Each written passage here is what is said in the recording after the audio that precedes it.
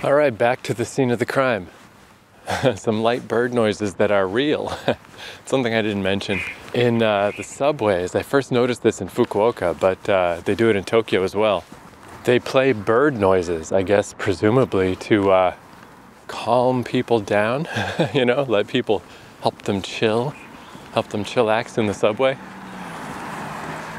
You know, I've always got earphones in, earbuds, listening to something just to dull the subway noise, so I didn't really notice them. And yeah, then one time I took out the headphones and was like, what the hell is that?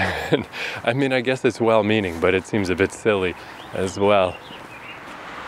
So yesterday, I finished off the day where I saw this highway on the map that seemed mysteriously nondescript, but it mentioned there were castle ruins there. And I was like, well, I could either just go back to the subway the way I originally got here, or I could try this weird thing. So I tried this weird thing, and I didn't realize that there's a subtle brown color to certain routes that I think maybe is more subtle because I have my phone on night mode. It's pretty hard to see. And I found out the weird way that means tunnel. That means this is a tunnel. So I walked through what I didn't realize was going to be a 1,200 meter, over a kilometer long terror tunnel. You know, it's just creepy being the only person on foot in there, and the traffic noise was so crazy loud. It was just insane. Rattled my brain. And then I realized that I'd missed this castle ruin because I went right under it. So today I woke up relatively early, did as well as I could. Let's see what time it is now. 10:38. Oh, and for anyone who wants to follow along on a map, it's the Ajiro, A-J-I-R-O, castle ruins that I'm referring to in Akiruno, Tokyo. So I'm trying to get to the Kongo Falls that I saw yesterday, but by the time I learned of them, I just stumbled upon a sign that said, hey, waterfalls this way. And since it gets dark really early, it's mid-November right now, I just didn't have time. I saw some other guys returning, and I was like, yeah, that seems about right. It is time to be returning, not time to be going. It was like past 3 o'clock at that point.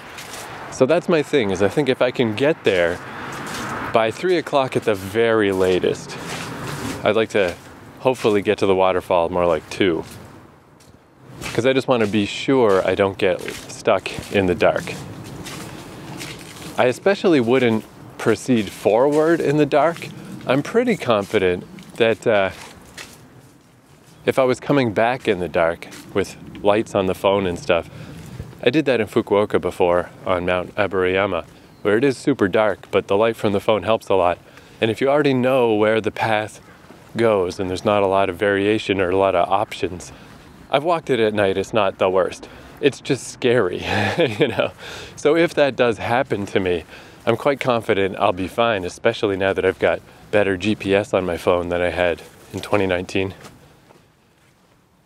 But it'll just be scary. I'll shit my pants, and I'd rather not, you know? If I want to shit my pants, I'll fucking eat some lukewarm fucking karage from Lawson's. All right, I'm at my first choice. There's a clear normal path ahead, but there is a very slight, definitely less used path that goes up the mountain. But I think I'm going to try going up, because surely if there's castle ruins and stuff, they're probably up this mountain, right? You wouldn't build a castle at the bottom. But yeah, my thinking was I could either go to the end. I'm getting a lot of spider webs in my face. I could either go to the end of the train line, Musashi Itsukaishi, and walk to Kamine Park from there. But if I went to the station before that, Musashi Masuko, it's about the same walk to here, to this freaking tunnel. And I had to go across the terror bridge that scared the crap out of me yesterday, but it wasn't nearly as bad. Yesterday, after having my brain rattled from walking through the tunnel, and it was getting really dark I found that really tall bridge quite scary. Where today, in the sunlight, and I'm all better rested and stuff, not nearly as bad. I even took some cool pictures, but I still had to stand away from the railing and kind of lean forward with my phone. I can't stand right next to the railing, it'll freak me out. So yeah, now I'm here, and I noticed yesterday as I came out of that tunnel that there was a path above, a path that went over top, but it was too dark to go in. So yeah, that's what I'm doing now, though I've already gone off the path, and whatever semblance of a path I thought I was following is already gone. Now I'm just walking up the hill. But I still feel like that's the thing to do. Okay, here's another little path. Like, I'm not even sure if these are human paths or if these are like fox paths. These are not well-used paths. But it seems like going to the top would make more sense because that path along the edge is probably utilitarian if you just want to walk from one side to the other. But I'm here to see castle ruins, man. And yeah, theoretically, this won't take too much extra time. It is on my way to the falls. So I think it'll all work out. The weather is the coldest day yet, but it's only 12 degrees. It's not that bad. But my thermal shirt served me pretty well yesterday, especially out in the open and on those bridges and stuff. Once you get in the woods, I noticed this back in Canada as well, it's much, much warmer in the trees. And when you're going up a hill and exerting yourself, right now I'm feeling very warm. But I got my thermal shirt, it's a chance of rain, it's very cloudy. And I got a second thermal shirt tucked into my back pocket, just in case. I'm starting to think like I've got this quite heavy winter coat, a winter jacket I'll call it. That it's, I mean, it is really old. I'm ready to abandon it. In the spring, if I'm still traveling, I'll just abandon it anyway. So I've really been thinking I should abandon it now because this winter has been so mild. Every day has been over 20 degrees. It's been too hot, if anything. It's been ridiculously warm. So I was like, why have I got all these layers? But as soon as a cold snap hits, it's like, okay, I fear the cold. I love the cold, actually. It's my favorite thing about Canada. I love the shocking cold weather. But you have to be prepared for it. If you're prepared for the cold, it's a lot of fun. And if you're not prepared, it's the worst thing that can ever happen. So I'm already thinking like, how hard is it really to keep an extra layer? It's only a problem when I'm going between Airbnbs. And then I can just, if I don't use it, I don't use it. It can just sit there. And I think, and this is very hard to tell. Google Maps is not my friend here. What is this called? Ajiro Bentenyama Park. Ajirobentenyama Park. But I think these castle ruins are kind of on the other side. I think I should just roam, not worry too much about where I'm going. Fuck it. If I see a path, follow a path. But yeah, I was also thinking, I got this cheap flight from here to Fukuoka, $55, very nice deal, on Peach Airlines. But, you know, with normal airlines, the weight restriction for your bag is like 50 pounds. For Peach Airlines, it's 15 pounds. That's such a small, that's absurd. You know, and then it's like $35 more if I have to check my bag. So my plan is, since I have my bags set up, small bags within my big bag, is I'm gonna just basically wear two of my little mini bags on my person and just kind of conceal them under my many layers of coats at the airport. So I think no one will really notice that I'm wearing them. This rain jacket I got, it's XL, which is too big for me, but that's handy in cases like this. You know, when you got a bunch of layers, you can just put this on top and everything works out okay. But then I was thinking, if I'm wearing that coat, that's also additional pockets. I'm gonna fill every pocket with stuff. So theoretically, all that'll be in my main book bag is just my clothes, which will be under 15 pounds, and I can sneak my way on. Because I think what I did last time was like a sneaky, like, you know when butchers, that thing, put your thumb on the scale? They put their thumb on a scale to make something seem heavier than it is. They can charge more. Whoa. Now I'm kind of going along the edge of this mountain. I see some kind of building down there. I wonder what that is. But I'm pretty sure as I put, because you got to put your bag in this thing that shows that it's small enough that it'll fit in the little fake container to show that it's the right size. But that also weighs it. And I'm pretty sure what I did last time is I just kind of held it up a little with my muscles without anyone noticing, so it didn't seem heavy. But that is some wacky on the fucking fly thinking that I don't want to try to repeat. So instead, yeah, I'm just gonna fill all my pockets with stuff. I think I'm gonna keep my coat for now. Okay, I think maybe this has been a terrible idea, following this little side path, because I see a parking lot ahead of me. So, I mean, I think this, these rustic, forgotten fucking ruins, nah. It's just a tourist thing. Of course it is. Why wouldn't it be? I gotta go back to that main path, follow that path. It's gonna take me to this parking lot, and there's probably a whole fucking little center with drink machines and fucking washrooms and stuff. Because between here and there is a ravine and a big wall, a rock wall. That ain't happening. It's okay. Straight back, straight on back.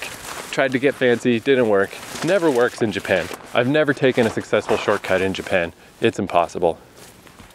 Be it in the city, be it in nature, don't do it. Just take the direct route. But yeah, the other thing that's cool, because this is a bit of an extended adventure. This is my farthest adventure outside of civilization. You know, getting to the edge of the Kamine Park local map. And then it's like, okay, you're going into the sort of more regional trail system now. The map expands out. You're really hiking now. You can't guarantee there's gonna be drink machines and shit. So because I got my bags within bag system, it's pretty cool. I just emptied out another one of my bags. So I've got my normal day bag with all my stuff in it that I need for just walking around Tokyo. And then I brought another bag, which I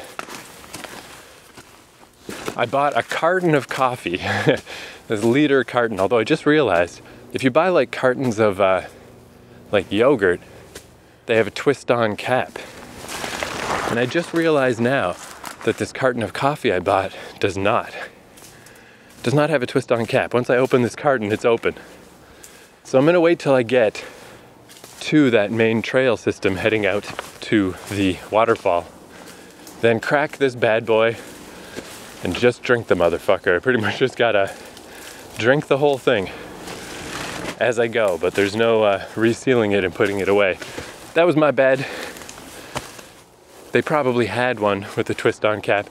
If not at 7-Eleven, maybe I could have tried a different store. But I didn't realize. But then I also got, they had a little bag of assorted sweets, you know, just cookies and fucking biscuits and crap.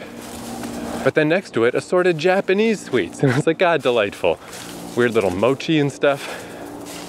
That's much better. If I need snack energy later on, I get to try some unusual, more Japanese type stuff. 'Cause man, that's one thing, you know, whenever people are peddling things on their YouTube ads and stuff, the one that I would absolutely get are those little boxes, boxu or whatever, that send you little care packages from Japan every month. If I had a standard address and money to burn, that just seems fun. I'm sure it's like a terrible deal, but whatever. They just send you crap from Japan every month. If I had more money than I knew what to do with, and I was just sitting around, not changing addresses constantly, that seems delightful. But anyway, that's the plan for today. Off to an inauspicious start as I try to rewind my immediate mistake. Going back is so much harder than going forward, obviously, because going forward is just whatever. Just go wherever, do whatever you want. You'll end up where you end up. Going back, I mean, I just found another little path, but I just walked across a little like log bridge thing. It's like, I don't remember that. Here's a huge spider web between two trees. I don't see the spider though. My new friend, the Joro spider, is not here. But I don't remember any of this stuff on the way. This is not the same path. There's another giant spider web between trees. Man, those spider webs are fucking big. Okay, here's the main path back down to the first path that I bailed out on. Yeah, and there's the street that goes into the tunnel. Okay, good. Mini failure 1 complete.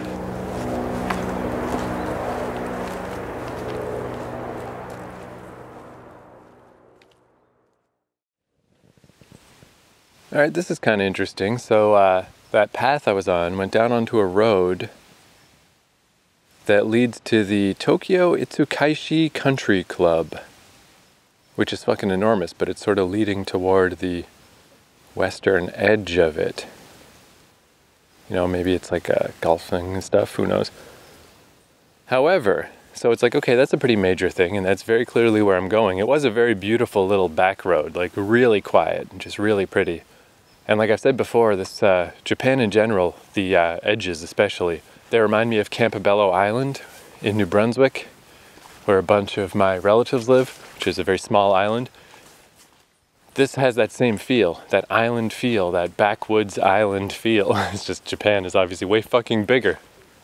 But I was looking at this country club and it's like, okay, so that's a thing for sure. And there's a distinct road out of it that connects to another highway that then loops around to Kamine Park. So I could, you know, in like an hour I could walk there, it'd be no biggie. However, oh, and there is some hiking paths I'm seeing now on the map, so I'd probably be fine. But the final stretch is that dreaded brown tunnel. And it's like, I would really, really prefer heavily not to walk through another tunnel if I can help it today. And I guess from the looks of it, it does seem like there's at least 2 different hiking paths that seem to go around the tunnel, so I probably would have been fine. But I saw this little overgrown road, like just 2 tracks going into the woods. And at first I was gonna take my own advice and say, like, you know, these fucking shortcuts never work. But despite being totally disused and pretty overgrown, it's like clear enough that it's easy to walk on, and it seems to just kind of go. So I'm on that right now. There's bamboo here. There's not a lot of bamboo in Japan. It's kind of rare to see it. But it's taking me directly toward the supposed castle ruins. But I'm on the other side of the highway of the tunnel. But I guess that doesn't matter, right? It's the point of a tunnel. I'll maybe go over the tunnel. And there is the little hiking symbol, little green man hiking on the map. But he's just sort of floating. There's no path or anything. He's just sort of around where I am. So it's like, all right, well, I guess we'll see what happens. But there's also one of these like old, from 80 years ago kind of houses, just sitting out here, disused, seems abandoned. And I used to think when I went by those places, like, I wonder what it would be like to try to live in one of those places. Because you couldn't do it, say, in Canada, it's too cold. But around here, it's temperate enough. It would be chilly, but I bet you could live in one of these old houses. It'd be cool. But I realized from my last Airbnb, it being just a house from like the 1970s, you know, with the wooden frame and the sliding doors and everything, that it had a significant number of insects, you know. I saw a couple cockroaches, I saw a couple spiders, different things that got in there. And that made me realize these old abandoned buildings, they must just be insect playgrounds. You wouldn't be living in a house, you know, you would just be living with insects. I don't think I'd be down for that. That'd be too much. Too close to the outdoors. Too close to just not having a house at all. All right, this road has devolved into a single person path that's even more overgrown, but it's still going. It's gotta go somewhere, which is not at all true. I've walked down many paths in my life that just stop, but this one seems to be going. And the other thing I saw, even though this house seems very evidently abandoned, is a little satellite dish over in the corner. So it probably wasn't abandoned too long ago. And yeah, I saw that in Tokyo a lot, of these old style houses with satellite dishes. But it seems extra weird when it's in the middle of nowhere and no one's around, and it seems like no one has lived here in a while. But at some point, they were still rocking that their satellite dish. Get them channels. Oh, now we're heading uphill. Oh, wunderbar. Oh, and this is getting a lot less distinct. What do you say, Mr. GPS? Well, I'm almost at the underpass. I've almost crossed over the underpass, so just keep going. See what happens. Oh, what is this now? Did it just stop? I think you may have just caught the moment of me getting stymied in real time. I was just about to take a little pause on the podcast and then jump back in later. Yeah, that is just, there's no more path. It just stopped very abruptly. This is like in a video game. It's like this is a level of trees in your way that clearly denotes a wall. You cannot go any further. Huh. Maybe I missed a turnoff. But no, I think I got to go back to the main road and just go to the Tokyo Itsukaishi Country Club. I think the same exact thing happened. Don't try to take a shortcut. It never works. Just take the main road. Will I learn that lesson by the end of today? Who knows? Haven't learned it yet, apparently. Geez, it just stopped. There's just nothing else. God dang.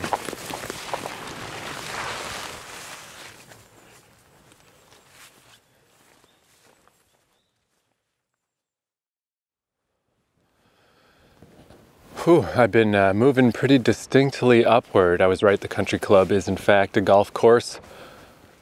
It's weird, it's like I just passed like a beautiful, gorgeous view where you could see into the distance, but it's the first time I've seen one of those where I had no inclination to take a picture because it's just golfers and golf courses. It's like, that's not interesting. I guess I don't have anything against golf per se, but there's something weird about it. It sure does take a lot of space. It's a bit odd. Man, no matter where I am, it's like, man, I sure am far away from stuff. Then I hear that ambulance in the distance all the time, just constantly. I mean, I guess there's a lot of people in Japan. There's always somebody in trouble. But yeah, across from me, back in the direction where I came, I think again, this has happened to me so many times where I'm saved from myself on this trip.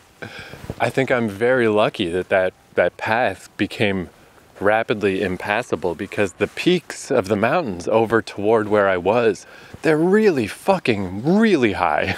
Way up there, man. Like really fucking big. Much bigger than is normal around here. Those are some of the big ones. And that would be a fucking nightmare and a half to walk up. I'm sure I would have given up anyway. But here's something a bit interesting. So I'm staying on the major road now. It's like, let's not fuck around anymore. This is getting ridiculous. So I'm on the major road that goes around the golf course. Oh, I guess that's one thing. On the way to the golf course, just the most beautiful country road, just so nice. And I didn't see a single other person or a single car. Very, very obscure route. But there were a lot of signs, like with a little cartoon crying garbage, you know, crying cans and crying various balls of trash that obviously denote, please do not dump your garbage here. And then I saw these other signs with big like warning, but they were all text. And I was like, I better, just in case, let me check those. And it's the same thing. It's like, hey, if you know anyone who's dumping, please report them. There's a big fine. Stop dumping garbage. And I guess now that I realize I'm this close to the golf course, maybe that's part of why. Maybe, you know, it's the golf people that are like, how dare you, get away from my environs. But just that there's so many signs seems to denote that it is a problem. And it's just kind of a bummer because it's such a beautiful area. I mean, so is this. Everything is goddamn beautiful. And I'm always saying how, you know, there's so many things in Japan. There's like, you can just leave a Seibu 5-story department store for multiple exits with nobody checking your receipt or anything. Just basically the trust system. Out here in the outskirts, there's those places where you leave your vegetables out and people just pay on the honor system. And it's nice to think that everybody's just following the rules. Definitely in Japan, people follow the rules more so than they do in North America. But stuff like that is evidence that some of them don't. There's still some wrong and some bad ones. And maybe partially it's because it's so hard to get rid of garbage around here. The Airbnb I'm at now, it's just a nightmare of Here's the kind of trash bag you need for the specific kind of trash. Here's the days that it's picked up. I just never leave trash. My last Airbnb, they left me a nice review because I kept the place so clean and didn't even leave garbage and stuff. Because I just dump my stuff off at a convenience store. Just constantly ferry out my garbage so there's none around. And other than that, I don't know how to get rid of it. It is a pain. Today I had a noodle cup and a carton of yogurt that I bought yesterday. So I had to cram down the carton of yogurt and whatever other wrappers and stuff I had and cram them all in the noodle cup and slightly awkwardly walk to the 7-Eleven carrying the noodle cup and then throw it out there. But then I bought a bunch of stuff, got a pair of socks, It's okay that I'm throwing out garbage there because then I buy stuff. I'm not just using them for their garbage. But it is awkward to get rid of stuff around here. Anyway, I'm walking along this road very distinctly. Oh, we're almost at, geez, we're pretty much right there. Okay, time for me to be vigilant. I was like, I'm gonna follow everything directly. And I could keep walking on this road to a highway, through a tunnel, come out by Accompany Park. It's not the worst thing. It's not that far, 45 minutes or something. But there's a hiking path, and I'm like, well, that would be much better.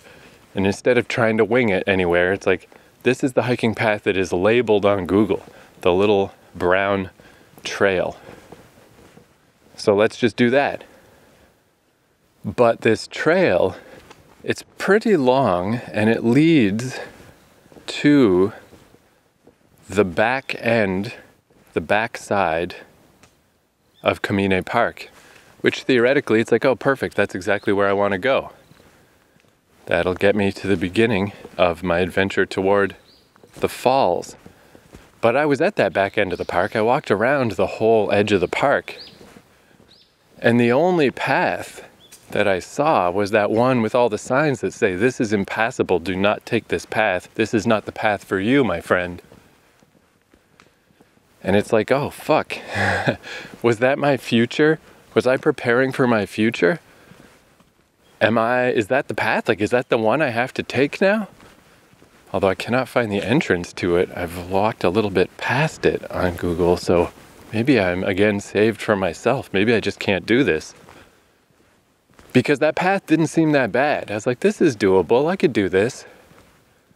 But that was, going 300 meters down the path. And once it got a little dicey coming back, and then great success, I did it. But in this case, I'd have to make it the whole way. I have to make it all the way across. There's these, oh, here's my first car going by. What a fancy car, of course. There's these fairly indistinct paths going up into the woods. That has failed me every time today. But this says the path starts right here. Maybe if I just get started, maybe if I just clamber up here and just see what's going on. I mean, it's really not that far to the highway and to just do this properly. But whatever, man. Fool me twice. Why not fool me a third time? That's how it goes, right? I literally don't need to clamber up this quite steep thing, so I got to put all this shit away. So wish me luck. I'm sure I'll report back next with how I completely failed and just came back to this road. So let's go.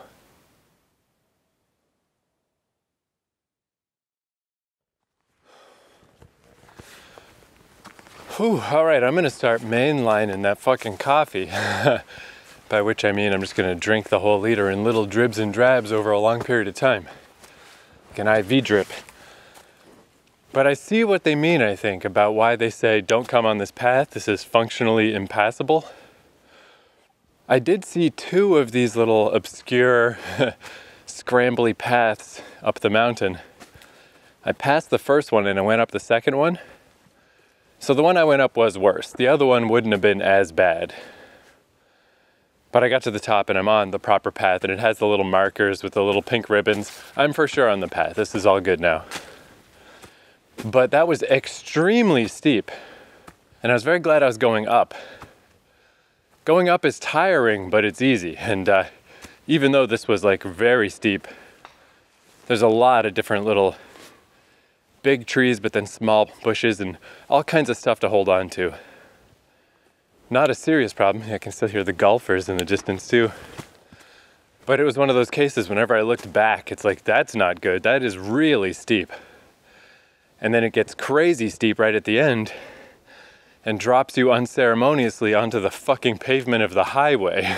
You would get very, very hurt if you fell down that. So going up it again, I feel like that wasn't too irresponsible. It was like, that wasn't too bad. The only problem was, halfway up I realized, like, I'm now dedicated to this. I'm glad that the path is so easy to find up here, because it is just a single ridge of the mountain. Once you're up here, you can't miss it. But I was like, I mean, I'm not going to go back down that. Even if I don't see the path, I'm just going to try to forge my way through the woods if I have to, because, again, the golf course is right there. You know, I got GPS. It'll be fine, but I would not go down that. So I think that's maybe what they mean, is like, this path, it's not the worst. You know, it's very unkept and kind of rough. It's that last stretch. Again, the other part that I missed.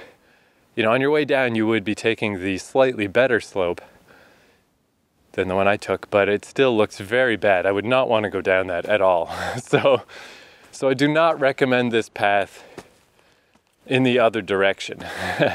And why would you be on it in this direction? I'm only here because I was trying to get to some castle ruins that I utterly fucking failed to even find.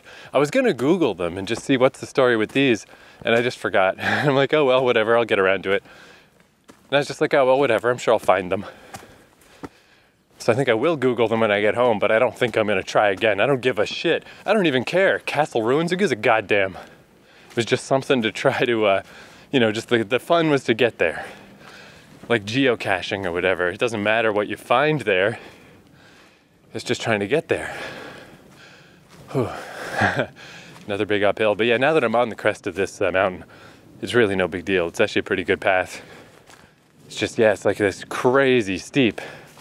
Well, like, I'm looking at the edges of this, and yeah, both sides of this ridge are very steep, and you would never go down them.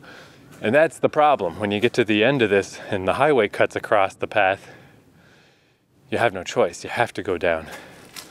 That's really a case of, I've seen places on paths where people tie ropes, you know, like a rope with a bunch of knots in it, so you can use that to go down. This seriously needs one of those, very, very much. But I guess just like literally nobody uses this path, so it doesn't have one. But yeah, yikes. For real though, I'm on the way to Kamine Park, and since I'll be coming in from the back end, I'll be right by the sign that leads to the power substation and then the waterfall. And even with my Clouseau-esque bumbling, it's 11:55, it's not even noon. All good, I'm on schedule. I'm not ahead of schedule, but I'm not behind. Good enough. It is weird. To my left, utter rugged wilderness. To my right, light trees and a golf course. Classic. Again though, this is kind of like how I was saying, like, hiking from Shibuya to Itabashi. It's kind of my favorite kind of hiking, you know? City hiking is underrated because it's still kind of like hiking if you hike for 4 or 5 hours, but you can bail out at any time. This is a step up from that, but it's not exactly some Christopher McCandless shit. I'm not exactly into the wild here. There's a golf course to my right, and ahead of me is a park where busloads of seniors show up, hang out at the visitor center, and buy drinks from the machine. Not that crazy. But it still feels like an adventure. It's still fun. I still climbed up a fucking mountain, you know? I'm way up right now. I highly recommend this type of fucking around. It's a good time, and it's very low risk. I mean, there's probably still stuff I could have, especially because I'm so near civilization. If I had a proper cell phone, I'm sure there's a cell signal here. And you know, you can get better GPS systems that have a little SOS stuff, all stuff that you should have if you're a real hiker. But this stuff is really no big deal, and it's still very, very fun. All right, heading down now. Gonna break out that coffee. I'll pop the podcast back to life when I get to the substation, because there was two paths there. There was a path that just kind of continued forward that seemed like probably the more logical path, but there was a side path that went down some really steep steps and had this cool little wooden walkway, and it might go nowhere. It might just lead to the substation, and I might have to turn back once again, but that place was like, that was the one yesterday when the sun was going down that I was like, God damn, I want to go down there. I want to see what's there. So today I will go down there and I will see what's there.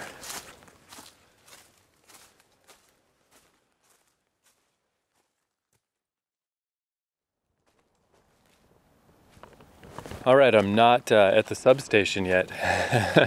I was just gonna hop on to say, this is what a long trail this is, but it's only 12:20. It's only been 20 minutes. It's not actually that long, I guess. It's just because it's so rough and rugged. It feels long. And I guess I got it in my head I was halfway somehow. And then I checked the GPS again a few minutes later, and at that point I was halfway. So it's just, I guess I played a trick on myself. But yeah, this thing is pretty rough. And there was one part where instead of being safely on the top of the ridge, it looped sort of around the side of a ridge.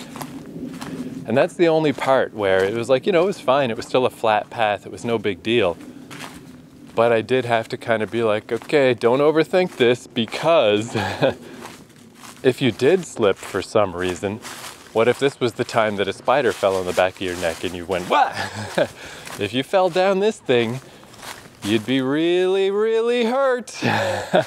Where, like right where I am now. Like, yeah, if I fell down that side, I'd be hurt. If I fell down that side, I'd be hurt. But I don't know how I would. Even if I fell, I'd have to roll 12 feet and then I'd start really falling. Like, it's really no big deal.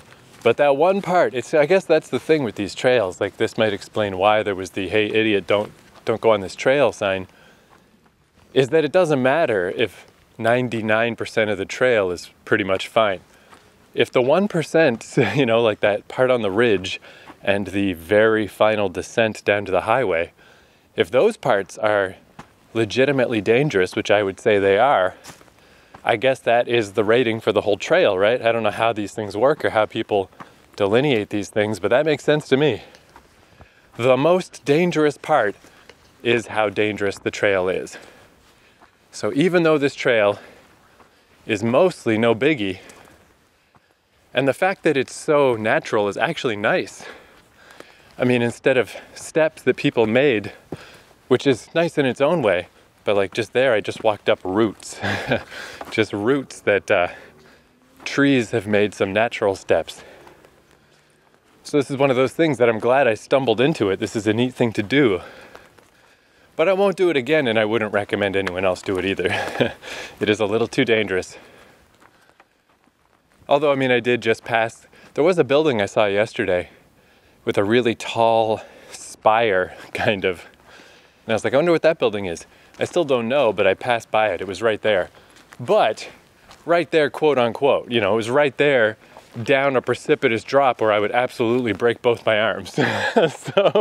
So I'm near civilization, and I'm not. I do feel like this is, there's going to be times in Fukuoka, if I do what I did last time, that are going to be a little similar to this, where I may be a little bit slightly ill-advisedly off the beaten path. But I think this is actually worse. I do feel like those two parts that I passed were legitimately a bit of a dumb thing to do, because if I do somehow get hurt out here, I don't have a backup plan. I got nothing. So I'm dumb enough to do these things, but I'm smart enough to recognize when I'm pushing it, and to not do it again. Nice, an opening just opened up in the trees. I can see across the city, and there's some kind of building way in the distance. I wonder, that looks official enough. That might have a name or something. Like, this is where you'd pull out the Sheikah slate in Breath of the Wild. the Pura pad and fucking put a little marker on that bad boy. And I wonder if I can find out what that is purely from this. Because that's one thing I realized with this, which is kind of cool, is that this Pixel 2 I've got, which is 2018, 2019, not the newest, but it is like much better than my other phones. I've learned how good this GPS is. Like, I'm amazed I even found the entrance to this path, because it literally was just scramble marks on the side of the mountain. It didn't look like a path at that point at all. I would have just walked right by, but this thing is so accurate that I walked past the first entrance, and I only walked an extra 10 feet, but that was enough for my blue dot to be like, you're past the point, you've gone past. And I was, and it's just interesting. I guess I knew that from the city and stuff. Like, it always told me exactly what corner I was on or whatever. It's not like it was just, here's sort of where you are. But to be kind of out in the middle of nowhere in such an abstract, you know, I'm just looking at a little dotted line on a road, and then in real life, a barely noticeable scramble path up the side of a fucking cliff. And it was all accurate. That's really cool. This phone is amazing. I think I probably mentioned at some point, but how I got this is it said it had shadow on eBay. And I was like, what does shadow mean? I had to look it up, and it says it's like there's a burn-in, a screen burn-in. So this actually wasn't used technically. It was a display model that was just one of those, you know, every time you go into a cell phone store, all the phones that are just displayed there. This was one of them. So it was just set to show a red G on a white background for who knows how many years. So that's what the shadow is. But like with this dark mode map, I cannot see it. Yeah, even if I look real close, I can't see it. You can only see it on a white background. And even then, it's like a light watermark on like a piece of parchment or something. It's like no big deal at all. And I got this phone for $60 Canadian, which is like 40, 45 bucks American. Like really cheap for, you know, brand new retail price, $899, blah, blah, blah. 60 bucks and then 20 bucks shipping. And it is so fucking good. The only thing that's bad about it is it's terrible for audio. Just terrible. It doesn't have a headphone jack. You gotta buy a weird adapter that makes the audio all crinkly. I suppose you're supposed to use Bluetooth. But other than that, I just use my other crappy cell phone for music and MP3s. For everything else, it is remarkable. What an excellent device. Okay, so north from here, Comine Undo Park. And yeah, no, I'm afraid not. There's some things that it maybe is, but it's very hard for me to judge distances. And a lot of the stuff on this map is just in Japanese. It's just a really, it looks like it's hard to tell from here, but it kind of looks like an observatory. And it's all by itself up in the mountains. I wonder what you are. Yeah, it's weird from this vantage point. Like, I can't tell, is it on this side of the Aki River or the other side? Don't know. Probably the other side, but I think that's a mystery that will remain unsolved, because I don't even think you could get up there. There's no obvious path up there, and it's probably a lot fucking further than it seems. Yeah, I was thinking though, because this path keeps going up and down, same as the ones in Fukuoka do. I guess all mountains do this. You know, we just don't have mountain ranges like this where I'm from in Canada. And even in, I guess there's sort of stuff like this in BC. There are mountains in BC I guess I haven't really explored, because mountain bikers, there's these people on YouTube, Dangerous Dave and stuff. They just ride mountain bikes down these mountain paths in British Columbia. And it's some fucking amazing shit. Just like they make these cool bike paths that just go down an actual fucking mountain. It's very cool. But I don't know where all those places are, because they have to, you know, drive cars to get there. But yeah, the way it just up and down the ridges as you walk across the whole ridge, it kind of just made me think of like the ancient days, you know, like when these were the routes between cities. And this is what you would do, just gotta hike 2 or 3 days, get to the next city. I mean, I do think that is what I would do. I don't think I would be, well, I'll just stay home and I'll make bread or something. I'd rather be the guy that hikes through the mountains back and forth. hopefully bringing messages and not supplies. But as I have these idle fucking fantasies, the ancient days, where, my feet would just be bound up in weird wrappings, and I would have all manner of problems and stresses that I can't even imagine in this modern age. Whereas I have little signpost markers that keep popping up. Here's a new one. I'm still on the right path. And I was just thinking how this carton, this liter of fucking milk coffee that I bought, the lady at the 7-Eleven gave me a long bendy straw. So I only had to open the top of the spout a little bit and then put in the long bendy straw. So now I don't have to worry about anything falling in my coffee. I don't have to tip it back to drink it down. I can just sip on my bendy straw as I go. And I was thinking like, what a nice lady. I never would have thought of that. I'm so glad she gave me this bendy straw. I have the easiest life, like by so many orders of magnitude compared to anyone in history ever. As recently as like 30 years ago, and then going back to the beginning of the human species. Everyone has had it. Just unbelievable magnitudes, leagues harder than me. Literally millions of times harder than me. Sip, sip. It's just like, man, I'm just in the right place in history. I don't know, man, I'm just lucky. The apocalypse hasn't happened yet.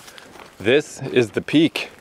So, making the most of it, Got my liter of coffee and my sippy straw, and I'm fucking hiking on the ridge.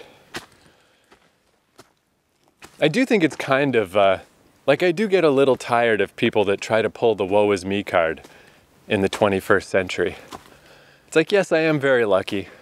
Yes, it's nice that my family has money and I inherited some of it. I'm not saying that's not nice, but everybody has it so fucking easy. It's just out of control. I feel like people are either wired to complain or not to complain. Because it doesn't matter how good it is, some people gonna complain. They want that complaint equity. They want me to recognize how tough they got it. Well, I ain't gonna, bitch. You don't have it hard. Your life is easy. Fuck you. Just my life's even easier. I'm not here to make friends. I'm on the mountain by myself. Oh man, there's a... What the hell is that? It's even higher up on the mountains. It's way up. Thought it was a power station. Yeah, maybe it is. Because I'm right by one right now on this mountain as well. Yeah, I guess they have power lines way up on the mountains. Cool. All right, This path is a little less obvious. I think I have to go down here through these trees. But I've also noticed people have painted signs on the trees. So you can't get too lost. They'll always let you know pretty quickly. Geez, that's really rough. They'll let you know pretty quickly where you're going. Oh, wait a sec though, phone to the rescue. Because the other thing that's nice about this phone, the little vision cone that says which way you're pointing, doesn't always work. Sometimes it just gets flipped around. Sometimes it's backwards and stuff. But today it is dead on. Oh geez, I'm almost there. Okay, so I do have to go this way, pointing me the right way. But this is the most indistinct path yet, but this must be it. Here's how tough my troubles are. How do I grip onto stuff when I need to hold both my recorder for my podcast and my liter of coffee, which is only 3/4 still there? I'm getting low on coffee. Yeah, okay, this is okay. It's just that I gotta go under a branch. This is definitely fucking sus, but the path continues under this branch. What the fuck? Now there's a big branch in the way? Okay. Around.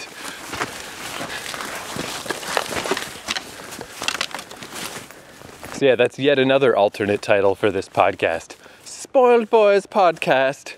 I'm Mr. Spoiled Boy. This is my spoiled boy's vacation. I'm Mr. Spoiled Boy. I'm on my vacation. I'm so spoiled. I walk around on my vacation. If you don't like that, surely you would have stopped listening by now. All right, back on the path. Almost at Kamine Park. Sally forth, coffee time.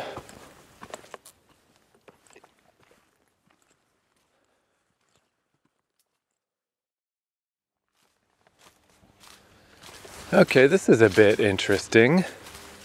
I say as though willing it to be true, but interesting to me. So right after the last thing I recorded, I got to the rickety bridge I saw yesterday that looked like it would collapse. So I'm like, oh, sweet. Like, it's weird to be on this obscure mountain ridge path and then to recognize something. Like, we go back in the old hood. And I did not walk across that thing because it looks like death. I just walked because, it's just across a dry little mini riverbed valley thing. I just walked across it. But I just walked through it. So then I was back in the park. Still had to go up some, not the main nightmare steps, but the mini nightmare steps. I hadn't even noticed that I walked down them yesterday, but I sure noticed walking up them today. And then I was at the main intersection at the corner of the park, the highest peak of Kamine Park. I walked to the big substation that I was at the other day and went down the very steep stairs, and all of a sudden I was at a paved road. And now I'm just walking down this nice little paved avenue with these nice trees that are definitely turning. Now that we've had this little cold snap, the trees are turning color for sure. They're yellow. And it's like, oh, I'm kind of back in civilization. Now here's some houses and stuff. Paved roads. But it seems like this will still lead me in the direction of the falls. Like, just instead of going through the woods, I've taken a little detour down back onto normal roads and stuff. So I could have gone back up and gone back on the main path, but it's like, no, I think I'm okay with this. I'm going to walk along these paved roads next to the power station, see how far these can take me toward the falls. Because I also noticed a sign. The way the sign is arranged, it was at the peak of Kamine Park, at the peak of where all the hell steps unite. But you wouldn't see it on the way up. It was kind of turned around, so you'd only see it on the way back for some reason. So I didn't see it yesterday, but I saw it today, and it was a sign with a snake on it. And I was like, oh, geez. Let's get out the translation and read that. Do you hear that eerie buzzing? I assume that's the substation. I keep thinking of, there's these things in like in the game Dishonored, you can set up these traps that just electrocute people as soon as they walk under them. And you're just dead. I keep thinking of that. Like I'm just gonna get zapped by lightning. Still very overcast. The weather has gotten pretty warm. But no sign of rain, so that's good. Just nice gray skies everywhere. And yeah, the translator could not translate very well. But it was a message from 2008, so some time ago. But it said, hey, there has been some bites. Watch your kids, watch your animals. Here's the number for the hospital. It's like, oh, geez. I didn't even think about snakes, but if I think back to video game enemies, spiders, snakes from Japanese games from the 80s, snakes are very common. I wonder what the monkey situation is like in Japan, because there's a lot of monkeys in those games as well. But it's one of those things that's like, I guess I'm glad to be aware of that. I'm wearing long pants. I'm wearing a long sleeve coat. I got a hood. In the unlikely event that a snake from 2008 bites me, I feel like I'd probably be fine. And the sign basically just said, be vigilant, just keep your eyes peeled. But yeah, it's one of those things I almost wish I didn't know about, because then I just started, oh, there's a path in the woods. Guess who's not gonna take that? This fucking guy. Just keep walking on the street, it's fine. Just keep walking down this road. But yeah, I almost wish I didn't know, about this snake thing, because then I just can't help but have my eyes be extra wary, darting about looking for snakes now that it's like, I've never seen any evidence of snakes in Japan. I don't know that that's really a thing I need to be especially worried about. The sign's from 2008. They put it in a place where you can barely even see it. I doubt that, it seems like children and dogs are the ones who are in danger from these snakes. Probably not a big deal. But when I was given this out, where it's like, hey, right as snakes have been introduced into your psyche, here's a paved road, don't worry about it, get out of there. Just get the hell out of there. And I was like, all right, no problem, I shall. So I think I would have just been walking on the other side of this crazily enormous power station through the woods. Instead, now I'm just on this side on a paved road. I'll take it. Still heading pretty much directly in the direction of Kongo Falls. 1 o'clock, a little after 1 o'clock. All good. And I also passed a couple of guys up there on the path again. One of them had bear bells, which that's another thing that just makes my mind start to wonder of like, I'm quite sure there is no bears around here. Well, I guess I don't know that for sure. I looked up Kyushu. I know there's no bears in Kyushu. I guess I have no fucking idea. I guess I need to look that up when I get home too. I just assumed that it was also too warm around here, but who knows? And I'm just not gonna be a bear bell guy. I mean, I've watched the guy go north to Japan. He does a lot of videos about hiking in northern Japan. He talks about them. And it's like they're not a bad idea, but it's not that they necessarily do the job. If they're just supposed to just alert bears that there's people around. But if a bear's hungry and starving, it'll eat you anyway. And mostly just your normal noise that you're making is enough. I'm not saying they're a bad thing, but they're not like necessary. And just hearing the jingling all day would make me go insane.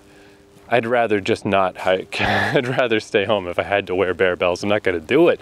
I'm not gonna be a bell guy. But I do have to examine why he was a bell guy. Why is he wearing the bells? Is that important? Further research required. Yet another good reason to just get out of there and walk on the road, because I clearly don't know anything that I'm doing. But those guys, they did the same thing as yesterday. Very much ignored me till I said hello, and then they look over and say hello. And yesterday I was very confused about like why. What is this? What is this like very deliberate, affected behavior of pretending you don't see somebody who's right there? But I'm going to give them the benefit of the doubt because I think I know what's going on, or at least this is what I'm going to attribute to the situation. Because I don't want to think ill of people like they're just ignoring me on purpose. It seems so weird and like rude, and why would you do that? But what I'm going to assume is happening is because like I'm just assuming it would just be a hello, konnichiwa, how you doing? And then we pass on. But I suppose that's not necessarily hiking etiquette. Like if you're walking along the great Appalachian trails or whatever in the States. Man, there's another path in the woods, but this one is very distinct. It has its own little steps and everything. But no, I shall not. Enough of that. Stay on the road, buddy. But yeah, if you meet people on big major hiking routes, I mean, there is a certain amount of just, hey, how you doing? But from what I understand, just from watching YouTubers and stuff, there is also a certain amount of chitter chatter. Oh, hey, how you doing? How long you been on the trail? Where are you from? Blah, blah, blah, blah, blah. That's not what I would be looking for at all. Just a nod and a hello. But perhaps these folk just want to avoid the extended yammer. Okay, I got an actual sign. Kotokuji Temple in Kamine Park. Ahead. Imakuma-sen back. Mount Imakuma. This way.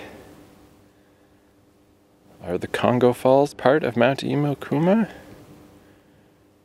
Seems like that's pointing me in the right direction, but that's not necessarily labeled on a map. Okay, but yeah, that's a much more distinct path. So yeah, let's go down this path. So yeah, I'm gonna presume that's the idea, is that these guys who are just Japanese guys who presumably their English is not strong, they do not want to have any kind of an extended conversation, and neither do I, but they don't know that. They don't know that I also can't speak. So maybe they're just, you know, like, let's just not. Like, if they were to say hello to me, that's kind of opening the door. If I were a chatty Cathy who's just gonna start talking their ear off, they've just opened the door to that. And I'm sure they just don't want to. They would rather not, you know? So then if I say hello, they will say hello back, but they're not gonna initiate that process. And I can't blame them at all for that, because I know exactly how that feels, because that's how I feel in Montreal. I can have a one-sided conversation. I can speak to someone in French pretty easily, but I don't necessarily want to encourage them to speak back to me in French, because it's very, very hard. You know, I want to make it pretty clear, like, hey, I'd prefer we do the English thing, please. And then it's kind of fun, like the lady at the pho restaurant who just would not speak to me in English. And then we had a nice little French conversation, and I was kind of glad for it. But it was tricky, it was tough. So that's what I'm going to assume is going on. It's not that these people are just like ignoring me out of rudeness. I think they don't want to be the ones to suggest, hey, let's talk, let's have a little chit chat, because it's not going to go anywhere. Maybe they just don't have the English for it. They're obviously not here to do that. They're here to hike, you know? I think that's all it is. I'm gonna presume. All right, I'm not sure where I'm going now, but I walked across a cool wooden bridge across a little, mostly dry ravine. Now this path is twisting up into the mountains. As the GPS flies, I am close to Kongo Falls, but what that really means, who the fuck knows? Only 1:15. Not only is this going okay, but I mean, at this point, I'm not even like deep in the woods or anything. I'm minutes away from a paved road. Super easy to bail out at this point, so let's sally forth. Another sign to Mount Imakuma. I'm in your hands, Mount Imakuma.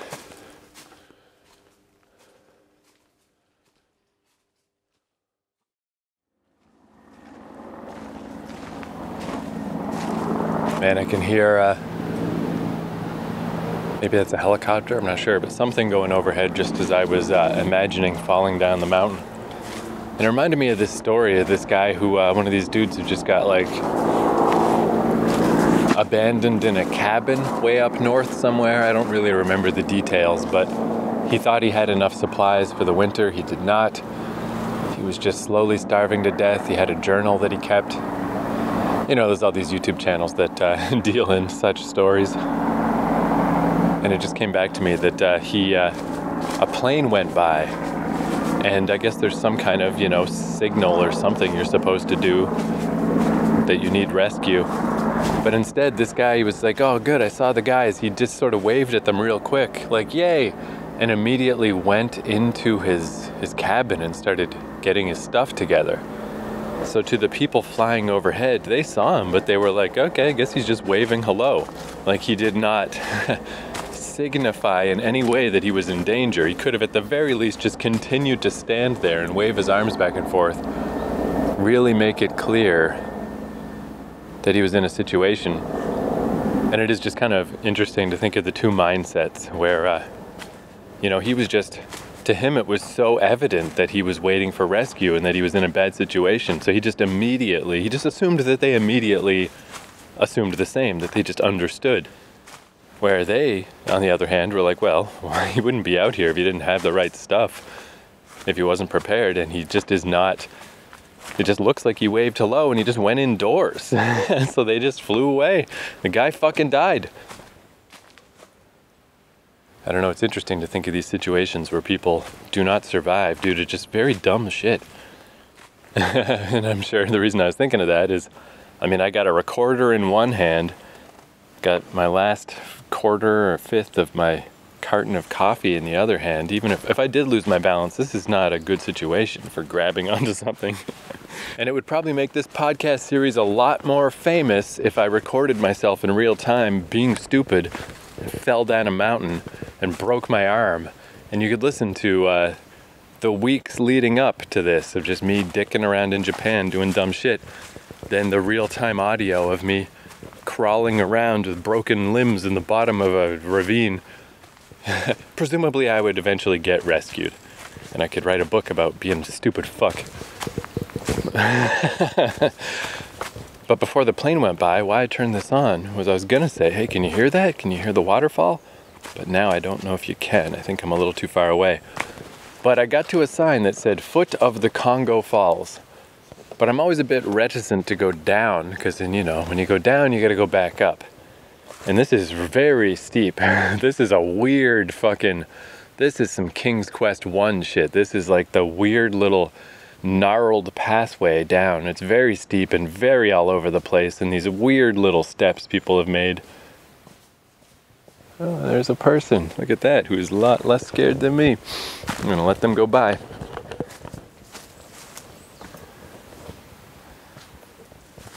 Konnichiwa.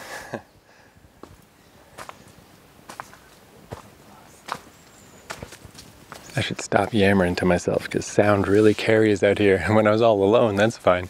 But I don't want to ruin this guy's time at the falls with me yelling into the void. But I was just going to say I saw this sign that said go down to the foot of the falls, but I didn't want to go down because it's a treacherous path. And going down means you got to go back up. So I was like, well, let's not do that right away. Let's keep going and see what happens. So I looped around and, you know, after a few minutes got to the next set of signs that then said nothing about the falls, just further into the mountain. And then as I thought about it a bit, I'm like, yeah, even if I could get to the top of the waterfall, why in fuck's name would I want to do that? That'd scare the shit out of me. I want to get to the foot of the falls. The falls at the bottom are the cool visual part. At the top, I wouldn't be able to go anywhere near. I would just be scared. So I want to go to the bottom. So I circle back around, and now I'm coming down to the foot. Yeah, I can't hear them very well or at all. But they're down here somewhere, so I'm on the route. And optimally, it would be awesome if there was another way out of here that's not back up these steps. Because these are the steps out of a nightmare. They're constantly twisting and turning, and they're so long and so steep. I mean, maybe again it'll be easier to go up. It'll be tiring, but down is more dangerous. Down is more scary. Down is the don't fall. Okay, I'm going to put this recorder away because I'm now the obnoxious talkie guy.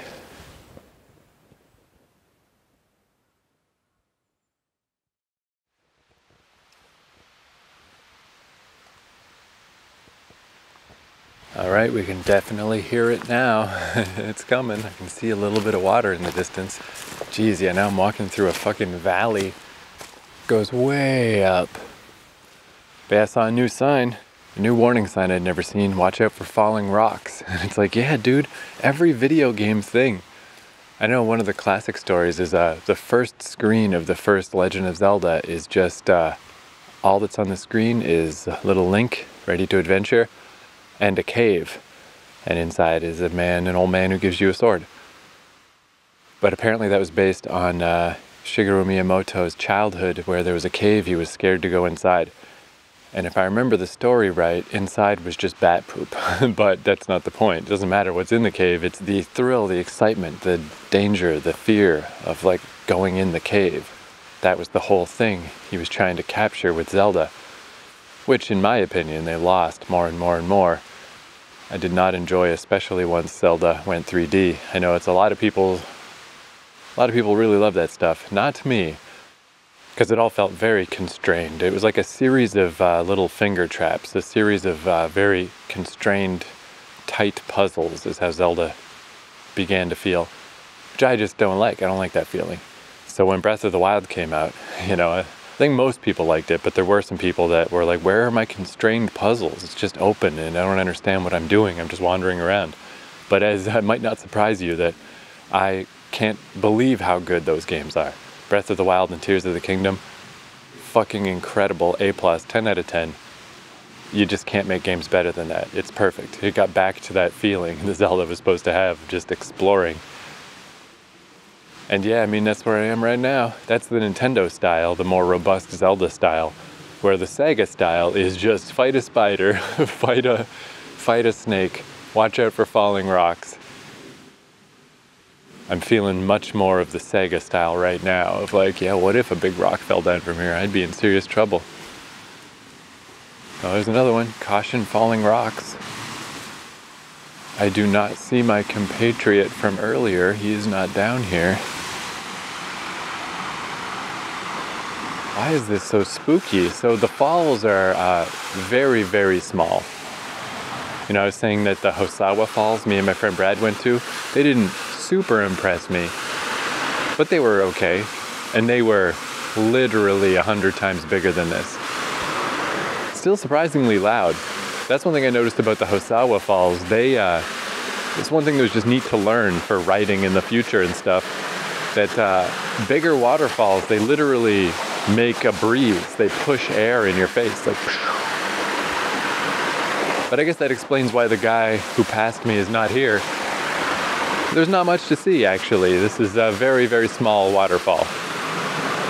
Just the valley that it's in, the gorge that it's in, is the cooler part in general. This is actually very neat. Also, it feels sort of like Shadow of the Colossus. Man, if you're into video games, I mean, I guess I've brought up these examples many times. I think that would make it worth it to come visit Japan. Not just to see Yokosuka, you know, which I will do eventually too. You know, like fucking Shenmue. Or to see Kabuchiko like Yakuza. Like a dragon. Just in general. Just it's so clear how this terrain of this country has informed so many different games throughout the years. And you know, North America and Europe caught up eventually. At this point, I'd say it's, if not 50-50, it's possible even that the non-Japanese games are maybe the best games nowadays. But Japanese games are still no slouch, and for a long time, they were so far ahead of everyone else. Japanese games were just the best for all the 80s and the 90s. And you just feel it. You really just... I don't know, that's one thing I really like about... I think I've sort of tried to express that in this podcast. Oh, there's power lines. Even in this most nature spiritual, like, you know, that's where I would have saw the horse god or something in that little enclave I was just in. But oh, there's still some power lines. And that kind of ties into what I was just about to say. Is I do think like there's a nice, you can really mix the shallow and the deep, you know, the nature and the manufactured. The fact that I'm in this nature place, but I'm still got a carton of coffee with me and I'm recording a podcast. Like, I think all these things can go together, and I think they should go together. You know, I don't think you can deny the fact that video games are what informed my whole generation. You can't deny the fact that power chords are right there. It doesn't make the natural world any less impressive. I think the two things can go together. And if you're just ensconced in the big bad city life, it certainly doesn't hurt to come experience stuff like this. Because I mean, there's places where it's hard to do. It's very hard to do in Toronto, say, because Toronto has no, it's weird to say, but it like has no nature. It has no outskirts. The outskirts are just the endless suburbs that just stretch on and on and on and on. City after city after city after city. But there's a lot of places, like anywhere in Japan, even Tokyo, and places like Vancouver, even dumb little places like my hometown of Fredericton, you can still go to the UNB woodlot. It's just not that tough to get some nature in. And yeah, I mean, I admit that I'm definitely too shallow, too raised by comfort, too raised by video games, too raised by the internet, too ADD rattled to really care about nature. You know, I don't want to live in a fucking super northern cabin and just fish for my food. I don't want to do it. That's boring. But I do want some nature in my life, and I'm gonna parse it through the medium of like, wow, these stairs remind me of King's Quest 1. That's how it's gonna be. But I think that's okay. I think that's fine. I think it's like, just don't fight it, man. This is just where we're at. This is the world we're at. This is how things are. And it's, I don't know, it's rad. It's a rad time in history. It's very cool. Okay, so the good thing is, back to Mount Imakuma, up those devil stairs, 1.3 kilometers. I mean, there's no way those steps were that long. I don't know what that's referring to exactly. Maybe the peak of Mount Imakuma, which I guess I didn't get to. Kongo Falls, 0.2 kilometers. Just went and saw that. Kotokuji Temple now, 1.1 kilometers. That's nothing. That's the length of a fucking highway tunnel, apparently. But it's pointing away from the stairs. But the path, the evident path, is in yet another direction with no indicator. And it does have a ribbon in the tree to say it's a thing. So, I mean, I guess that's a good sign that that is something. But I guess I'll go directly toward where they say Kotokuji Temple is. Try that first. But yeah, that's sweet. That I can escape out of here in a different way. I don't have to just backtrack, because those stairs were rough, man. The other stairs were just steep. These ones are steep and just designed by, I mean, designed by nature, but if they were designed by a man, it would be a cruel and unusual fucking test. Geez, already there's like a path one way and then steps that go up. Okay, I'm gonna go on the path because the steps, it's not extremely clear where they go. Okay, this path looks pretty good. Now what do we got? Sawadobashi Bridge, 1.6 kilometers. Kotokuji Temple and Kamine Park, 1.3. Well, fuck it, Sawadobashi. Take that again, Sawadobashi Bridge, 1.6 kilometers. Again, that's not that far. I actually hate bridges, but let's go. There was even quite a, I mean, this horrifyingly huge ravine that the falls are in. As I tried first circling around, as the gulch got less steep, there was a little bridge that went over them that wasn't that bad, you know, only 6 or 7 feet up, not very long, but still enough that I'm like a little, like, ew, any little thing like that just makes me scared. I don't like heights at all. I don't like falling, the thought of falling. I don't even like, you know, even if there's nobody around, I think there's just a thing in my brain that is like, if somebody just shoved you on the shoulder right now, you want to be fine. You want to be able to stumble in any direction and be fine. Or if you're standing on the edge of something, even just to pee or something, you know, even if there's no one around, I just can't do it. I can't do it where if someone just somehow pushed me, I would fall and die. I can't put myself in that position. So even if I'm on a bridge and shoving me wouldn't matter because there's a guardrail, then I think like, yeah, but what if someone grabbed me by the ankles and tipped me over? You know, like situations that are never going to happen. But I think it's not a bad fear to have because it is just a good safety guide, right? It's like, as long as someone can push you or someone can grab you by the ankles and tip you over and you're in no danger of that doing anything but hurting your pride, then you're okay, then you're safe. Oh wow, here's, man, it just feels so much like Zelda, like Breath of the Wild shit. This is like a really old wooden bridge, way bigger than the other one that I saw, across a bigger little stream, but the stream is very, very light. I can easily cross, like there's a little bit of water, no biggie. But yeah, this bridge collapsed in the middle. Kaboom. God damn, this shit is fucking beautiful. Fucking so beautiful. I assume that's not the bridge they were referring to. I should not be going to a bridge though. I'm not gonna want to cross a bridge. Yeah, so the story I was gonna get to is, I don't remember what it's called anymore, but there's a suspension bridge in British Columbia that I went to with my friend Matt. And it's weird how like things combine. I remember we were listening to a lot of the Ween album Quebec at the time that has Transdermal Celebration on it. It's a really good album. But I went across the suspension bridge once and I was so scared. I hated it so fucking much. And even though there's signs everywhere saying like, hey, don't fucking swing the bridge back and forth, there's always some fucking Canadian ball cap wearing dickhead fuck who, when he sees that somebody is tense, just posts up in the middle of the fucking bridge and just starts swinging it back and forth. What an asshole. I still remember that guy. I mean, I don't really, but I remember the idea of him. And he's fucking lucky I'm not emperor of the world somehow. Because if I was king, he would be first against the fucking wall. I would tie that guy up, torture him. What a fucking asshole. I'm sure he was just having fun, but what a dick. But the point of that story is on the way back, there was a much longer route back that did not involve the nightmare of the suspension bridge. And my friend Matt is a good egg. He's like, no problem, I will take that walk with you. And it was delightful. I mean, hey, it's not like we were in some kind of hurry. We got to have a nice walk through the beautiful environs of British Columbia.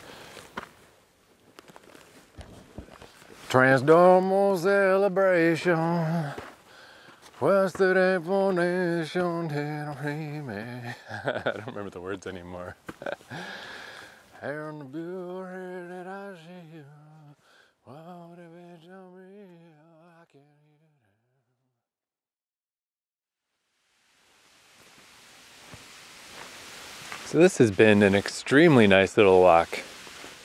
It's along some kind of a little stream, which again, maybe it counts as a river, I don't know. It looks small to me, but it might be a river by local standards, that I don't see a name for, but it splits off from Kongo Falls, goes northwest, and it's big enough to be on Google Maps. Yeah, I've just been walking along it, and it's been real pretty, real easy, real well designated. The one time that I got to kind of a crossroads, and it's like, oh, this looks like I could go in 3 different directions. But there was one of those like ribbons, just a pink ribbon tied to a tree, or maybe it was orange. But just right away, I was confused for half a second. And I was like, oh, cool, go that way. Everything's all set up for me. This is very nice. And it's attaching into some road that just, oh, there it is. That was it, right? Sawato Bridge? Anyway, it just goes back into civilization. Shimojuku Hall is the closest thing with an English name. Shimojuku Hall. So I should just be able to get back on a road, loop around. Yeah, just family marts and stuff. Totally normal school, Itsukaishi High School. And back toward the station. And it's only 2:30, so this went great, you know?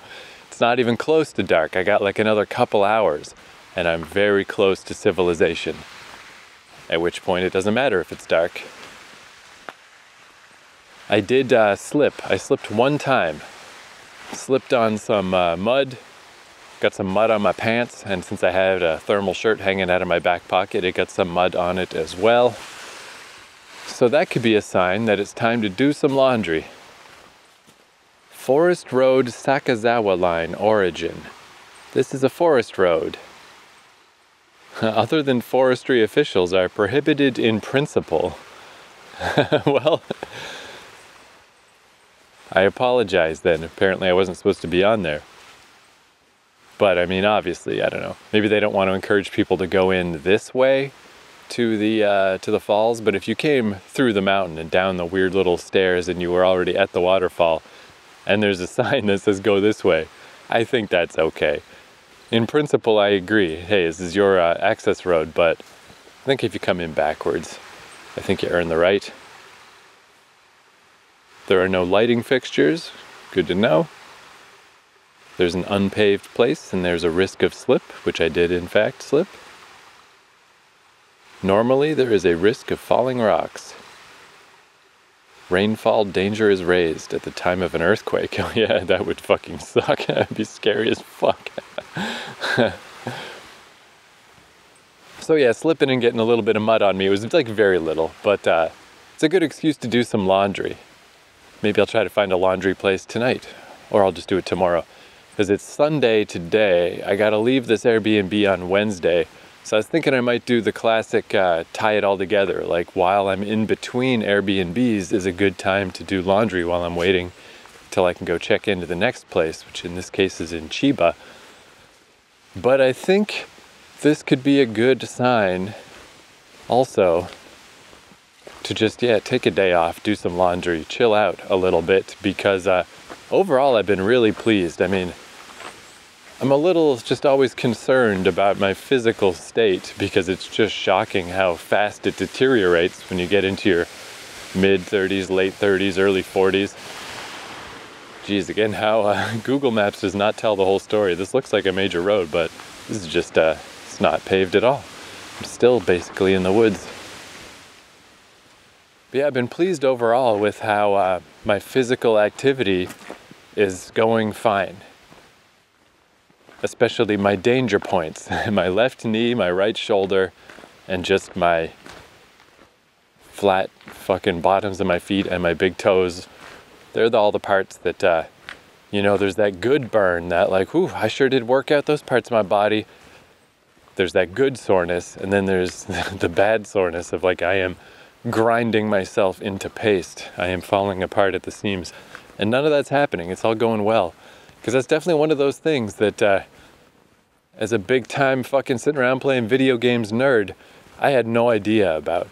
I did not realize the intricacies of exercise. I thought it's just like you just build up a big sweat, do a bunch of fucking physical stuff, turn strong. And it's so much harder than that. I think a lot of, if you, I just never knew anything about it. I did the bare minimum of phys ed stuff I had to do in school. I never learned anything about this stuff. It wasn't until guys on YouTube started pitching the idea of like, instead of trying to just unravel your mind, instead of just trying to think your way out of all your problems, exercise goes a long way. A little exercise really helps clear the mind and really helps just settle a lot of the neuroses that are floating around in everyone's brains. And then I tried it out and it's like, holy shit, that's fucking true. How come no one ever told me that? Like, we really have a weird split where it's like either you're a physical person or a brain person. And it's doing a great disservice to the nerds of the world. Because once I started to learn about this stuff, it's like, damn, this is an extremely valuable part of the human experience. And what I didn't get is that it is very much like min-maxing in a video game. It's very much like trying to solve a puzzle. It is not at all a straightforward process. It is not at all an easy process. It's easily as mentally difficult to figure out how to properly exercise as it is to do any of your other fucking nerd shit. You can't just push it, because then you will fail. You really got to be careful how you calibrate your exercise. And the benefits are enormous. It really is amazing, like just how going for like a hike like this, it just clears your head and makes you feel better about stuff.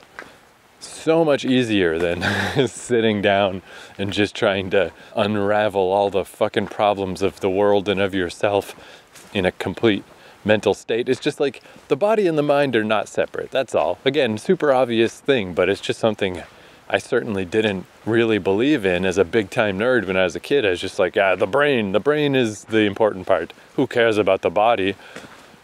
But you're not a brain in a jar. Everything is connected. Everything is in a loop. Your brain behaves as your body behaves, as your brain behaves, back and forth, back and forth. It's all connected together. Your brain can't fight your body. Maybe in short bursts, but not in the long term. So yeah, the benefits are great, but the dangers are calamitous as well, because you can really injure yourself bad, Exercise can be really dangerous. Okay, I'm coming out of the woods now, and now I can see, oh God, I love the mountains, dude. They're so good. They're so fucking good. Just great big mountains, and what the fuck is that? There's like a whole, it looks like from here like a cemetery, but I just can't imagine that there's a cemetery that high up in the woods.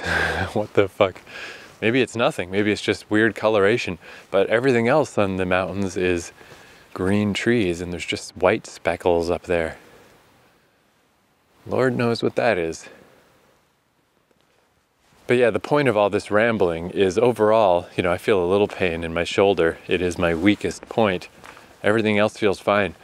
But I think because of all the steps, I think going up and down these steps, that's an unusual physical motion that I just am not doing often. Or I was saying how I haven't even been on an escalator in 4 years back in my hometown.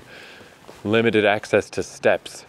Going up to a third floor apartment was the most steps that have been in my life lately.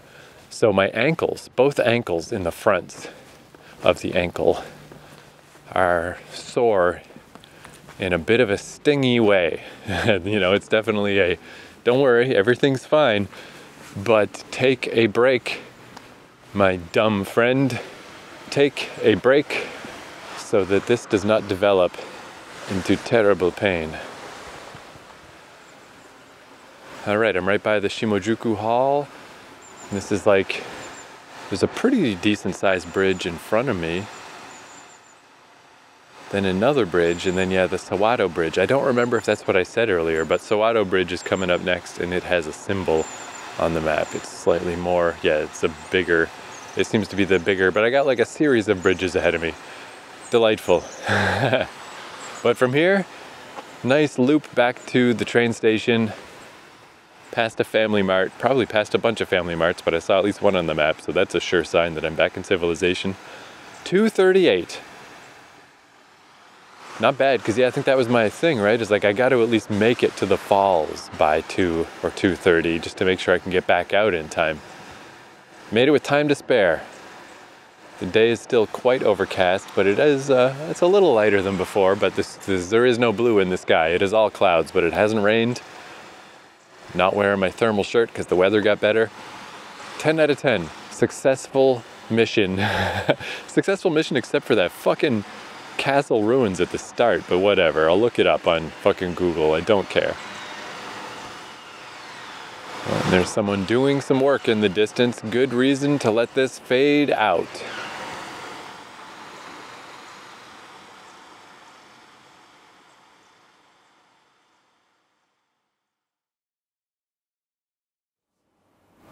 Well, I just got back and I'm just hopped on YouTube to look up the Kongo Falls. Well, I looked up some reviews first, and they were a lot more impressed by the falls than I was, and it's okay, it must be the time of year. Just the time of year I was there, there's less water. But I did notice when I was there, ironically, right when I was talking about going in caves in Zelda and stuff, there was this black spot to the right of the falls that I didn't realize is a hole you can go in, and there's a chain. So you can climb up through this creepy hole and just get to a slightly higher level to see more of the falls, but I don't know that I'm going to make it back. Probably not. I'm imagining walking back down those stairs to get there. I don't think so. So, I guess that's what happens when you're just randomly walking around by yourself with no previous research whatsoever. You miss stuff sometimes. Wow, though, oh, here comes the train. Train gonna rattle the fucking building. But yeah, this one I watched has 89 views. This little short has 41 views. This guy's got a longer episode about it that's 10 minutes or so that has 100 views. So, I'm still gonna call the episode Hiking to the Kongo Falls, but clearly no one gives a sweet fuck about the Kongo Falls. But yeah, at least I get to see that little extra bit on YouTube. Not a big deal, but just a little thing that it didn't even occur to me. You could just go in this creepy cave and climb up a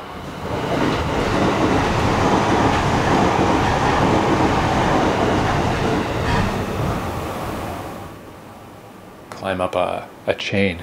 I'm sure that did not get across the true terror of the train going by, because really during the day it's hey, whatever, train going by, not that big a deal. It's just the nighttime thing, the trying to sleep thing. It brings it up to whole new levels of being a problem. Alright, there's my Kongo Falls update. Oh, minor house update about nothing, but got real cold all of a sudden today. I even brought little stretchy gloves that I brought from Montreal just because I had a bad feeling about today, so I tucked them away, and on the way back I had to wear them on my little fucking fingies. It was goddamn cold. So with this cold snap, it was cold as shit in this little apartment, but I managed to figure out with Google Translate and then several YouTube videos how to get the air conditioner / heater to actually heat. It was just blowing out cold air at first, and I was like, dude, that's not fucking helping, man. It's tricky, but I got it going. Now it's pretty nice in here, pretty cozy.